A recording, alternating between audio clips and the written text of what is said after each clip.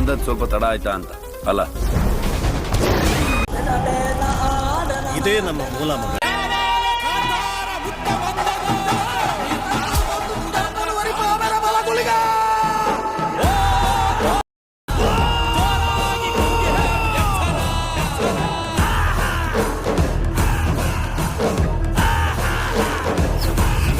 ಈಶ್ವರ ದೇವ್ರು ಇಲ್ಲಿಗೆ ಬಂದಿದ್ರ? ಟಚ್ ಹೋದಂಗೆ ಆಗ್ಬಿಟ್ಟಿದೆ ಲಿಟ್ರಲಿ. ಎಲ್ಲ ಊರಿಂದ ಫಸ್ಟ್ ಟೈಮ್ ಬೆಂಗಳೂರಿಗೆ ಬಂದಾಗ ಹಿಂಗ್ ಫೀಲ್ ಇದೆಯೋ ಅದೇ ತರ ಫೀಲಿಂಗ್ ಇದೆ ಇವಾಗ. ಇಲ್ಲಿ ಬಂದ್ರೆ ಎಲ್ಲ ಸರ್ಕಲ್ ಒಂದೇ ತರ ಕಾಣಿಸಕ್ ಶುರು ಆಗಿದೆ. ಎಲ್ಲೂ ಹೋಗಕ್ಕೂ ಆಗ್ತಿಲ್ಲ. ಬಂದ್ರೆ ಅಜಿನಿ ಸ್ಟುಡಿಯೋ ಮನೆಗೆ ಹೋಗ್ಲಿಲ್ಲ. ಸೊ 3 ವರ್ಷ ಅಲ್ಲ, ಪಂಚವಾರ್ಷಿಕ ಯೋಜನೆ 5 ವರ್ಷ, 5 ವರ್ಷದ ಜರ್ನಿಲಿ ಲಿಟ್ರಲಿ ಥ್ಯಾಂಕ್ಸ್ ಹೇಳಕ್ ಶುರು ಮಾಡಿದ್ರೆ ಅದಕ್ಕೆ ಕೆಲವಷ್ಟು ದಿನ ಬೇಕು ಅಂತ ಅನ್ಕೊಳ್ತೀನಿ ನಾನು. ಅಂತ ದೊಡ್ಡ ಜರ್ನಿ. ಮೋಸ್ಟ್ಲಿ ಈ ಸಿನಿಮಾ ಕಂಪ್ಲೀಟ್ ಮಾಡೋಕೆ ಆಗ್ತಿರ್ಲಿಲ್ಲ. ಅಷ್ಟೊಂದು ಅಡೆತಡೆಗಳು ನನಗೆ ತುಂಬ ಸ್ಟ್ರೆಂತ್ ಆಗಿ ನನ್ನನ್ನು ಹಿಂದೆ ಮೋಸ್ಟ್ಲಿ ಒಂದು ಎಕ್ಸಾಮಲ್ಲಿ ಒಂದಷ್ಟು ಶೀಟ್ ಇರುತ್ತಲ್ಲ, ಎಕ್ಸ್ಟ್ರಾ ಶೀಟ್ಗಳಿತ್ತಲ್ಲ, ಆ ಶೀಟಲ್ಲೆಲ್ಲ ಬರ್ಕೊಂಡ್ರೂ ಸಾಲಲ್ಲ ಅನಿಸುತ್ತೆ. ಅಷ್ಟು ಹರಕೆ ಹೋಗ್ತಿರ್ಬೋದು ಮೋಸ್ಟ್ಲಿ ಪ್ರಗತಿ. ಅಷ್ಟು ನನಗೆ ಎವ್ರಿ ಡೇ ನಾನು ಶೂಟಿಂಗ್ ಹೊರಟ್ರೆ ಇಲ್ಲಿ ಕೂತ್ಕೊಂಡು ಪ್ರೇ ಮಾಡ್ತಾ ಇರಲಿಲ್ಲ ಅವಳು. ಸೊ ಸ್ಪಾಟಲ್ಲಿ ಇದ್ರೂ ಅದೇನೆ. ಕೆಲವು ಸಲ ಸಮ್ ರಿಸ್ಕಿ ಸೀಕ್ವೆನ್ಸ್ ಇದ್ದರೆ ಅವಳಿಗೆ ಏನಾದರೂ ಮಾಡಿ ಯಾಮರ್ಸಿ ಬರಕ್ಕೆ ಬಿಡ್ತಿರ್ಲಿಲ್ಲ. ಇಲ್ಲ ನೀನು ಸ್ವಲ್ಪ ಲೇಟಾಗಿ ಬಾ ಹಂಗೆ ಹೆಂಗೆ ಅಂತ ಅಂದ್ಕೊಂಡು, ಬಿಕಾಸ್ ಅಲ್ಲಿ ನೋಡಿ ಇನ್ನಿಷ್ಟು ಟೆನ್ಷನ್ ಆಗ್ತಾಳೆ ಅಂತ ಎಷ್ಟೋ ದಿನಗಳು. ಸೊ ಈ ಬೆಂಗಳೂರಿಗೆ ಬಂದೆ ನಾನು ಇವಾಗ ಒಂದು 15 ದಿವಸ ಈಚೆಗೆ ಬಂದಿದ್ದು. ಅಲ್ಲಿವರೆಗೆ ಬೇರೆ ಬೇರೆ ಕುಂದಾಪುರದಲ್ಲೇ ಪೋಸ್ಟ್ ಪ್ರೊಡಕ್ಷನ್ ಮಾಡ್ತಾ ಇದ್ವಿ.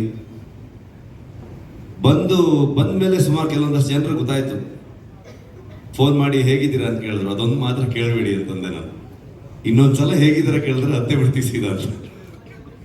ಸೊ ಆ ಥರದ ಒಂದು ಇಮೋಷನಲ್ ಜರ್ನಿನೂ ಕೂಡ ಹೌದು ನಮಗೆ. ಎಲ್ಲರೂ ಹೇಳ್ತಾ ಇದ್ರು, ನಿಮ್ಮಿಂದ ಹಿಡಿದು ಇಲ್ಲಿ ಪ್ರತಿಯೊಬ್ಬರು ನನ್ನ ಹೆಸರನ್ನು ಹೇಳ್ತಾ ಇದ್ರು, ನನ್ನಿಂದ ಅಂತ ಹೇಳ್ತಾ ಇದ್ರು. ಖಂಡಿತವಾಗ್ಲೂ ಅಲ್ಲ.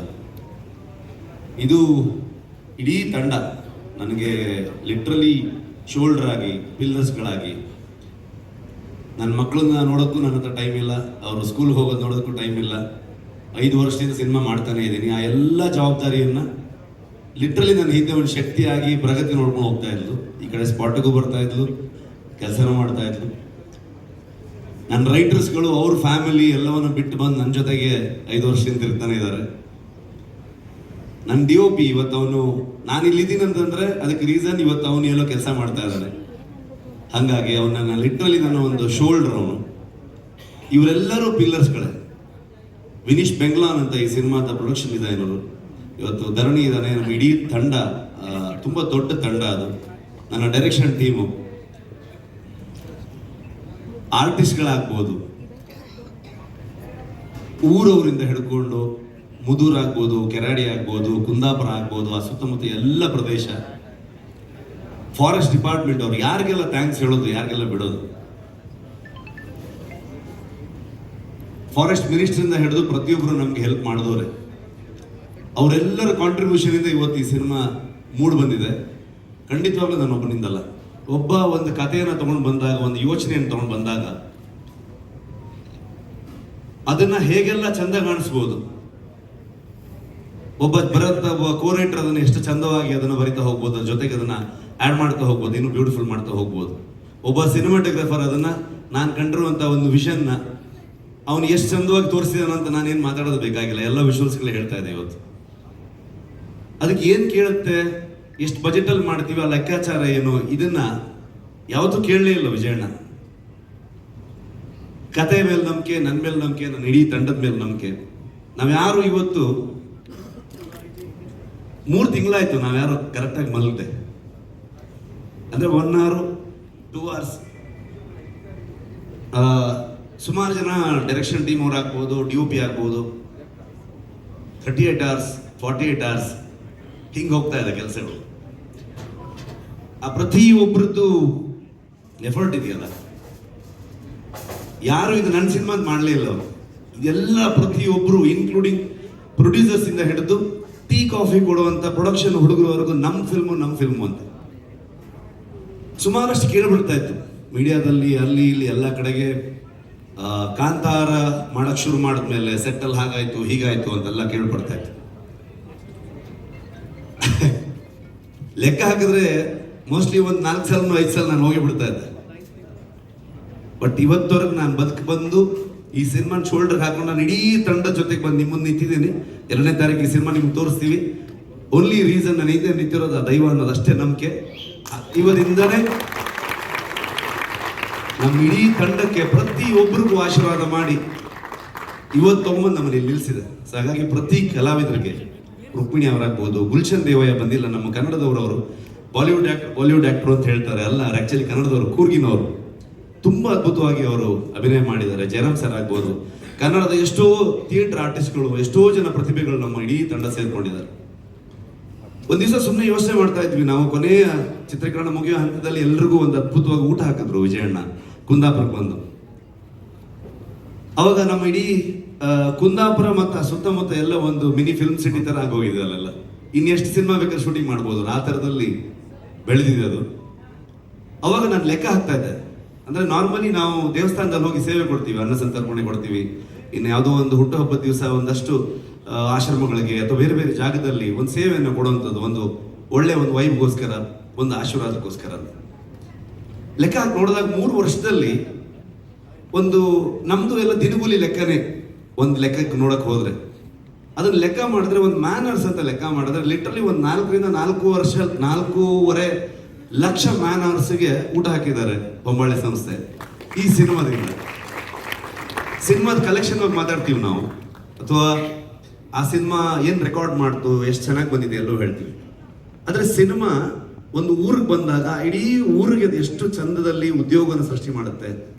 ಅದ್ರ ಜೊತೆಗೆ ಎಲ್ಲರೂ ನಮ್ಗೆ ಕೊಡುವಂತ ಆಶೀರ್ವಾದ ಇದೆಯಲ್ವ, ಎಲ್ಲವೂ ನನಗೆ ಅದು ಹೇಳೋದಕ್ಕೆ ಪದಗಳಿಲ್ಲ ಅಂತ ಒಂದು ಕೆಲಸ. ಹಾಗಾಗಿ ಕಾಂತಾರ ಶುರು ಮಾಡಿದಾಗ ಸಿನಿಮಾ ಅಲ್ಲಿಂದ ಅದೊಂದು ಇಮೋಷನಲ್ ಜರ್ನಿ ಆಗ್ತಾ ಹೋಯ್ತು, ಪರ್ಸನಲ್ ಜರ್ನಿ ಆಗ್ತಾ ಹೋಯ್ತು. ತುಂಬಾ ದೊಡ್ಡ ತಂಡವಾಗಿ ಬೆಳೆದಿದೆ. 1000 ಜನರು ಇವತ್ತು ಕೆಲಸ ಮಾಡಿದ್ದಾರೆ ಸಿನಿಮಾಗೆ. ನಿಮ್ಮ ಪ್ರತಿಯೊಬ್ಬರಿಗೂ ನಾನು ಥ್ಯಾಂಕ್ಸ್ ಹೇಳಲಿಕ್ಕೆ ಇಷ್ಟಪಡ್ತೀನಿ.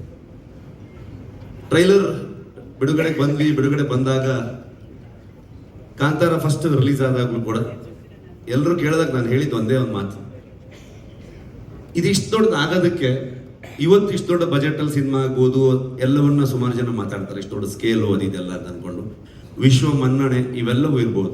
ಇದೆಲ್ಲದಕ್ಕೂ ಕಾರಣ ಆಗಿರೋದು, ಮೂಲ ಕಾರಣ ಕನ್ನಡಿಗರು, ಕನ್ನಡದ ಮಾಧ್ಯಮದವರು. ನೀವು ಅದನ್ನ ಇಷ್ಟು ದೊಡ್ಡ ಮಟ್ಟಕ್ಕೆ ತಗೊಂಡು ಹೋಗಿ ಅದನ್ನ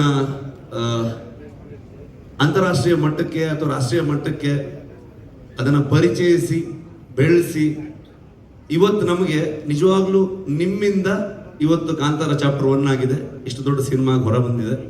ಅದು ಹೇಗೆ ಬಂದಿದೆ, ಅದು ಅಷ್ಟು ಎಕ್ಸ್ಟ್ರಾರ್ಡಿನರಿ ಇದು ಅದು ಅಂತಲ್ಲ ನಾನೇನು ಹೇಳಕ್ ಹೋಗಲ್ಲ. ಯಾಕಂದ್ರೆ ನಾವು ಇವತ್ತೇನಾಗಿದೆ, ಒಂದು ಸಿನಿಮಾ ಬಗ್ಗೆ ನಾವೇ ಜಾಸ್ತಿ ಮಾತಾಡ್ತೀವಿ. ನನ್ನ ಪ್ರಕಾರ ನೀವು ಮಾತಾಡಬೇಕು, ನಿಮ್ಗೆ ಹೇಗೆ ಅನ್ಸುತ್ತೆ ಅಂತ ನೀವು ಹೇಳಬೇಕು. ಜನರಿಗೆ ನಾವೇನೇ ಹೇಳ್ಕೊಟ್ಟಿದ್ದೀವಿ ಅದು ಎಷ್ಟು ಮಟ್ಟಿಗೆ ರೀಚ್ ಆಯ್ತು ಅನ್ನೋದೇ ತುಂಬ ಇಂಪಾರ್ಟೆಂಟ್ ಆಗುತ್ತೆ. ಅಷ್ಟೇ ಹೇಳಕ್ಕೆ ಇಷ್ಟಪಡ್ತೀನಿ. ಇನ್ನು ಜನರಲ್ ನಾಲೆಜ್ ಇಲ್ಲ, ಯಾಕಂತಂದ್ರೆ 3 ವರ್ಷ ಆಯ್ತು, ಏನು ನಡೀತಿದೆ ಗೊತ್ತಿಲ್ಲ ಪ್ರಪಂಚದಲ್ಲಿ. ಸೊ ಸಿನಿಮಾದೊಳಗಡೆ ಮುಳುಗೋಗಿದ್ದೀವಿ ಅಷ್ಟೇ ಹೇಳ್ಬೋದು. ಇನ್ನೇನು ಬಂದ್ವಿ 2ನೇ ತಾರೀಕು ಪ್ರಪಂಚದಾದ್ಯಂತ ಹೊಂಬಾಳೆ ಅಂತ ಸಂಸ್ಥೆ ಪ್ರಗತಿ ಆವಾಗಲೇ ಹೇಳಿದಾಗೆ ನನಗೆ ಒಂದು ಲೈನ್ ಕಥೆಯನ್ನು ಹೇಳಿ ಅದನ್ನ ನನ್ನ ಮೇಲೆ ನಂಬಿಕೆ ಇಟ್ಕೊಂಡು ಅಲ್ಲಿಂದ ನಾನು ಅವರಿಗೆ ಪರಿಚಯ ಮಾಡಿದಂಥ ನನ್ನ ತಂಡದ ಮೇಲೆ ನಂಬಿಕೆ ಇಟ್ಕೊಂಡು ಇಲ್ಲಿವರೆಗೆ ಬಂದಿದ್ದೀವಿ. ಸಿನಿಮಾದಲ್ಲಿ ಯಾವಾಗಲೂ ಒಂದು ಸರ್ಕಲ್ಲು, ಒಂದು ಬಾವಿ, ಈ ಥರ ವಿಷಯಗಳನ್ನು ತೋರಿಸ್ತಾನೆ ಹೋಗ್ತಿದ್ವಿ. ಅದ್ರ ಒಳಗಡೆ ಇನ್ನು ಎಷ್ಟೆಷ್ಟು ವಿಚಾರಗಳಿದೆ ನನಗೂ ಗೊತ್ತಿಲ್ಲ. ಕರ್ಕೊಂಡು ಹೋಗ್ತಾ ಇದ್ದೀವಿ. ಸೊ ನೋಡೋಣ. ನನಗೂ ಏನು ಫ್ರೇಮ್ ಮಾಡೋದಕ್ಕೆ ಆಗ್ತಿಲ್ಲ, ಏನು ಅನಿಸಿದೆ ಅದನ್ನ ಹೇಳಿದ್ದೀನಿ ಅಷ್ಟೇ. ಐ ಥಿಂಕ್ ಕವರ್ ಮಾಡಿದ್ದೀನಿ ಅಂತ ಅಂದ್ಕೊಳ್ತೀನಿ. ಮಾಸ್ಟ್ರೇ thank you, writers thank you.